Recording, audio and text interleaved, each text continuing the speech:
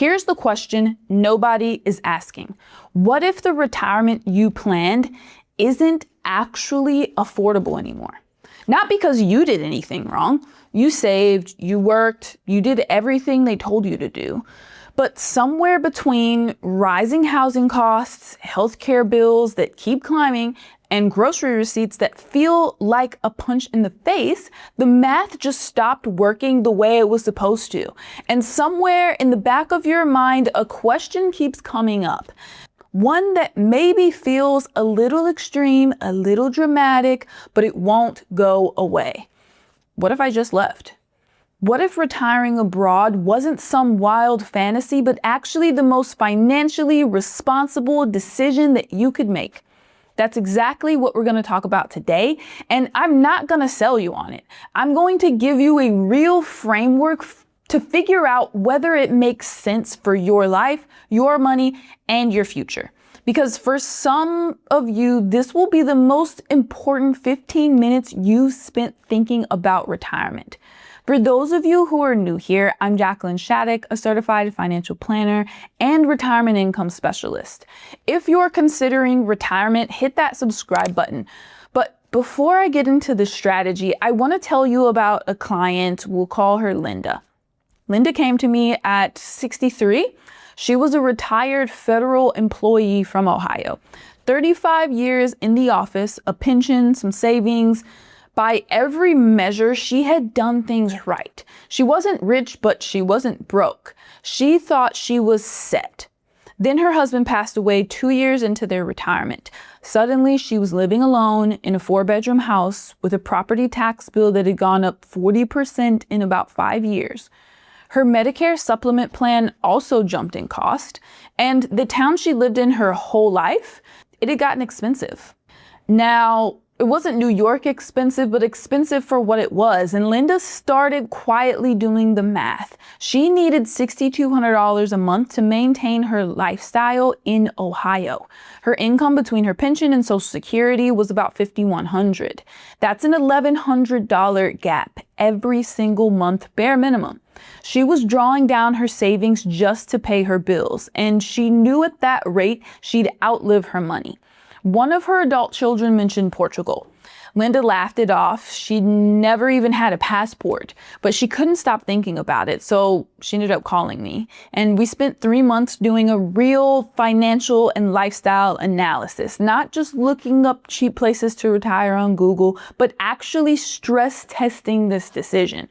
What Linda found was this: her same lifestyle, a comfortable 2-bedroom apartment, restaurant meals a few times a week, travel, private healthcare would cost her about $2,100 a month in the southern region of Portugal. That's a $4,000 swing per month, and over 10 years, that's about $360,000 that stays in her account instead of disappearing into monthly bills. Linda moved to Portugal 18 months later. She video called me last spring. She was sitting at an outdoor cafe reading. She said, "I feel like I'm living someone else's life, except it's finally mine." Now, I'm not telling you Linda's story, so you'll pack your bags tomorrow. I'm telling you because Linda's situation is not unusual. The math she was dealing with, a lot of you are also dealing with some version of it right now. And the question isn't whether retiring abroad is romantic. The question is whether it's right for you. And that's a very different set of questions. Real quick, if this is the kind of conversation you've been looking for and nobody around you is having, hit that subscribe button. I do this every week. Real retirement strategy, no fluff. You can hit the bell too if you want to make sure that you don't miss anything. Okay, let's keep going. So, why is this conversation happening right now more than it ever has before? It's simple. The cost of living in the United States has fundamentally shifted, and retirement incomes have not kept up. Housing costs, healthcare, daily expenses, even things like car insurance and utilities, everything's gone up. And if you're on a fixed income or close to it, that squeeze is real. But here's what most people miss. This isn't just about surviving retirement.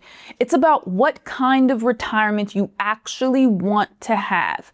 When I talk to clients who've moved abroad, and I've worked with a lot of them, the most common thing I hear isn't "I'm saving money." It's "I retired earlier than I planned," or "I stopped lying awake at night doing the math."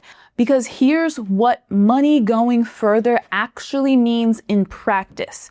In many popular retirement destinations, Portugal, Spain, Mexico, Costa Rica, Southeast Asia, your dollar can go 30 to 60% further.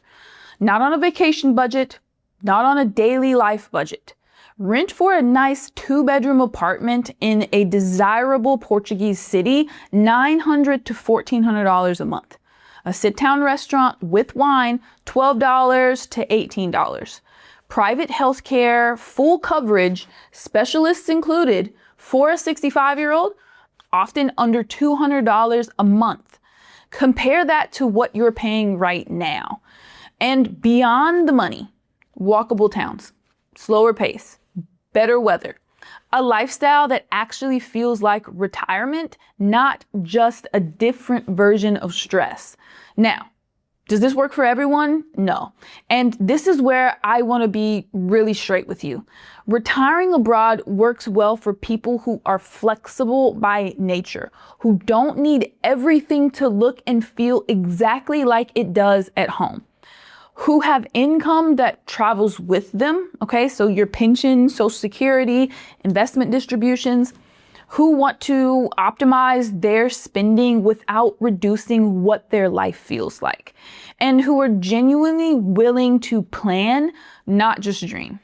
It also works really well for people who are open to splitting time, spending 6 months abroad and 6 months in the US near your family. You don't have to choose between your grandkids and your financial future. It's not binary. You can have a mix of both. On the other hand, and I mean this honestly, if you rely heavily on specific doctors or specialists that you cannot replace, if being close to aging parents or young grandchildren is a non-negotiable on a daily basis, if you have a very low tolerance for bureaucracy and paperwork, this path will create more friction than it removes. There's no shame in that. The goal isn't to retire abroad. The goal is to have a retirement that actually works for you. But if there's a part of you that's open to it, let's talk about what people get wrong. Because this is where most people either make a costly mistake or they talk themselves out of something that actually would have changed their life. Mistake number 1, assuming Medicare covers you abroad. It generally does not. If you move overseas and you haven't planned for this, you are exposed. The good news, private international health insurance is often dramatically cheaper than what you'd pay in the US for comparable coverage. But you need to build it into your plan before you go. Mistake number 2, thinking you escape US taxes. You don't. The United States taxes its citizens on worldwide income, full stop. It doesn't matter where you live, you still file. Your distributions, your Social Security, your investment income, still taxable. Now, there are legal strategies that can reduce what you owe, and there are tax treaties with many countries that help you avoid being taxed twice. But this requires a professional who understands international tax, not just your local CPA or tax person. Get this wrong and you'll pay for it. Mistake number 3, not understanding residency rules before you commit. Every country is different. Some require proof of a minimum monthly income. Portugal's D7 visa, for example, requires roughly $1,300 a month. Others have specific visa categories for retirees. Some have renewals that require you to be physically in the country for a certain number of days per year. These rules matter. They're not scary, but they require real research and often professional help. Go in blind and you can end up in a messy legal situation with your residency status. Mistake number 4, underestimating the emotional weight of distance. This one doesn't show up on a spreadsheet, but it's the one that derails more people than anything else. When you're planning to move abroad, family distance feels manageable. You think, I'll fly back a couple times a year, we'll FaceTime, and for a while, that works. But then something happens. A parent gets sick, a grandchild has a recital, a daughter goes through a divorce, and you're 5,000 miles away. I have seen financially solid plans unravel not because of money, but because someone didn't honestly account for how much family proximity would matter when life got hard. This isn't a reason not to do it, but it's a reason to plan for it. You need a return flight strategy. You need to know what your threshold is, and you need to have that conversation honestly with your family before you go. Mistake number 5, and this is one I'm guilty of, confusing a vacation with a life. A week in Lisbon is incredible. The food, the light, the history, it feels magic. But living in Lisbon is a different thing entirely. Language barriers in daily life, at the pharmacy, at the bank, at the government office, navigating a healthcare system in a foreign country, understanding how to pay utilities, making friends when you don't speak the language fluently. None of this is insurmountable. Millions of people do it, but you need to test it before you commit. And that's step 3 in the framework I'm about to give you. Before I give you this framework, I want to ask you something. Drop it in the comments. What's your biggest concern about retiring abroad?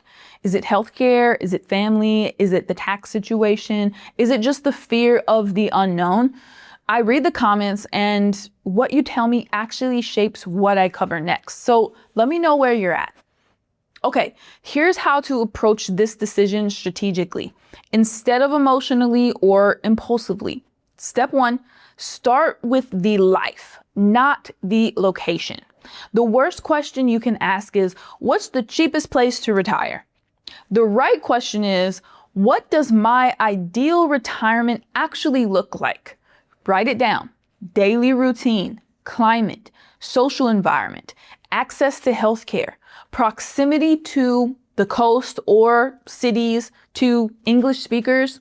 Define the life first, then find where that life is actually affordable. Step 2, research residency requirements for your short list. Pick 2 or 3 countries that fit your lifestyle vision. Then understand exactly what's required to live there legally. Income thresholds, visa types, renewal requirements. This isn't a weekend Google project. Get help from a licensed attorney or relocation specialist who works in this space. Step 3, test it before you commit. Spend 1 to 3 months living, not vacationing, in your top choice location. Rent an apartment, go grocery shopping, find a doctor, navigate a Monday morning when nothing is exciting and it's just life. This test trip will tell you more than a year of research. Step 4, build it into your financial plan properly. Work with a financial advisor who understands expat finances. Model out your cost of living abroad versus at home over 10, 20, 30 years. Account for healthcare, taxes, currency exchange, travel home, and emergency reserves. The goal is a plan that is better financially, not just different. Step 5, make sure it actually improves your life, not just your spreadsheet. If your numbers work, but you're going to be isolated, unhappy, or anxious, it's not the right move. The goal is alignment. Your money, your lifestyle, and your long-term plan all have to point in the same direction. Here's where I land on this. Retiring abroad done right can genuinely transform what retirement looks like and feels like, especially if you're feeling financially squeezed right now. It can reduce pressure, increase freedom, and give you a standard of living that your current income simply can't provide at home. For the right person, it's not a compromise, it's an upgrade. But done wrong, without a healthcare plan, without understanding your taxes, without testing the reality before committing, Without an honest conversation about family, it creates a whole new category of problems. So the question I'll leave you with is this: would retiring abroad actually improve your life or just create a different set of problems? That's the only question that matters. And the answer is different for every single person. The people who get it right are the ones who plan strategically, not the ones who just fantasize about it, and not the ones who dismiss it without really looking into the numbers. If this gave you something real to think about, subscribe. I cover retirement strategy every week. No fluff, no cheerleading, just honest analysis so you can make decisions you're actually confident in. And if you want to go deeper, if you want to actually run the numbers on your situation and figure out whether this could work for you and your family, the link is in the description box to book a call. Stay golden, and I'll see you in the next one.